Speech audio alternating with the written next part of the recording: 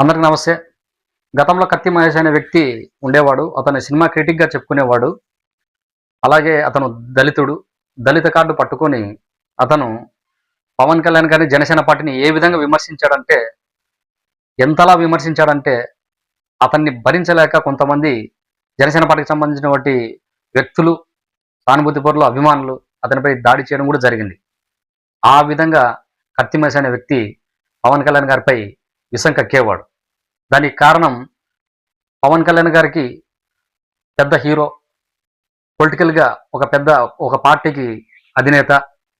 ఆయన్ను టార్గెట్ చేసుకుంటే ఫేమస్ కావచ్చు, మార్కెట్‌లో మంచి పేరు సంపాదించుకునే ఉద్దేశంతో ఈ 'కత్తి మహేష్' అనే వ్యక్తి పవన్ కళ్యాణ్‌ని టార్గెట్ చేసేవాడు. పవన్ కళ్యాణ్ గారినే కాకుండా అతను హిందూ దేవులను, దేవతలపైన కూడా తీవ్రంగా విమర్శలు చేసేవాడు.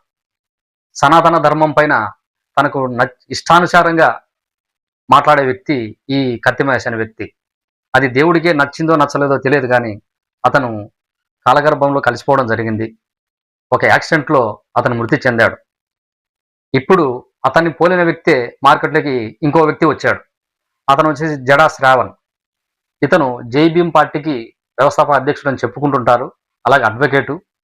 ఇతను ప్రతి మీటింగ్‌లో, అతను ఎక్కడైతే మాట్లాడతాడో ప్రతి డిబేట్‌లో పవన్ కళ్యాణ్ గారిని టార్గెట్ చేసుకుంటాడు. అది సందర్భం ఉన్నా లేకపోయినా, అవసరం ఉన్నా లేకపోయినా అతను పవన్ కళ్యాణ్ గారిని టార్గెట్ చేసుకొని అతను వ్యక్తిగతంగా దూషించడం, వ్యాఖ్యానించడం జరుగుతుంది.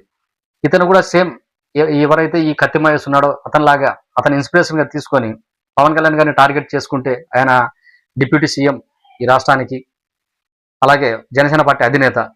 మార్కెట్‌లో ఒక వాల్యూ సంపాదించుకోవచ్చు, ఒక ఫేమస్ కావచ్చు అనే ఉద్దేశంతో ఈ జడా శ్రావణ్ అనే వ్యక్తి పవన్ కళ్యాణ్ గారిని టార్గెట్ చేసుకుంటున్నారు.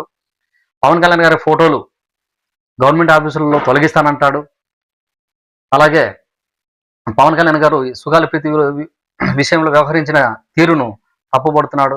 అదేదో పవన్ కళ్యాణ్ గారు అన్యాయం చేసినట్టుగా ఇతను వ్యాఖ్యానిస్తున్నాడు. అయ్యా జడా శ్రావణ్ గారు, మీకు ఒక విషయం గుర్తు పెట్టుకోండి. పవన్ కళ్యాణ్ గారు అనే వ్యక్తి ఈ సుగాలి ప్రీతి అనే అంశాన్ని వెలుగులోకి తీసుకురాకపోతే అసలు అది మరుగున పడిపోయేది.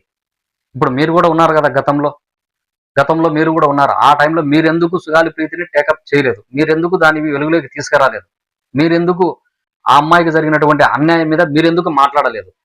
ఏ రోజైతే పవన్ కళ్యాణ్ గారు సుగాలి ప్రీతి కేసును, అంశాన్ని వెలుగులోకి తెచ్చారో ఆ రోజు ఈ ప్రపంచానికే తెలిసింది, ఈ లోకానికి తెలిసింది. వారి కుటుంబ సభ్యులకు కాంపోజిషన్ పరిహారాన్ని కూడా అప్పటి వైసీపీ ప్రభుత్వం అందించింది. దీనికంతటి కారణం పవన్ కళ్యాణ్ గారు. లక్షలాది మందితో కర్నూలులో ఒక సభను కూడా నిర్వహించడం జరిగింది. సుగాలి ప్రీతికి జరిగినటువంటి అన్యాయం పైన పవన్ కళ్యాణ్ గారు నిరసన వ్యక్తం చేయడం జరిగింది. దాని తర్వాత ఏ రోజు జనసేన పార్టీ ఈ అంశాన్ని తీసుకుందో దాని తర్వాతనే సుగాలి ప్రీతి అంశం వెలుగులకు రావడం జరిగింది. అలాంటి వ్యక్తిని మీరు, పవన్ కళ్యాణ్ గారిని మీరు విమర్శించడం ఇది కరెక్ట్ కాదు. మీరు రాజకీయంగా ఎదగాలనుకుంటే ఏదైనా ప్రజా సమస్యలపైన పోరాటం చేయండి. ప్రభుత్వ వ్యతిరేక నిర్ణయాలపైన మీరు పోరాటం చేయండి. ఆ విధంగా చేస్తే మీకు పబ్లిక్‌లో మీకు ఒక మంచి పేరు వస్తుంది. మీ పార్టీకి కూడా కొన్ని 4, 5 ఓట్లు పడే అవకాశం ఉంది. అంతేగాని పవన్ కళ్యాణ్ గారు ఎవరైతే మార్కెట్‌లో బాగా మంచి ఫాలోయింగ్ ఉంది, ఫేమస్‌గా ఉన్నారో అలాంటి వ్యక్తిని టార్గెట్ చేసుకొని మనం పబ్బం గడుపుకోవాలి, రాజకీయంగా ఎదగాలి అని అనుకుంటే అది మాత్రం కరెక్ట్ కాదు. మీరు కూడా ఈ 'కత్తి మహేష్' లాంటి వ్యక్తిని ఆదర్శంగా తీసుకొని ఇలా చేయడం, ఇలా వ్యవహరించడం తప్పు.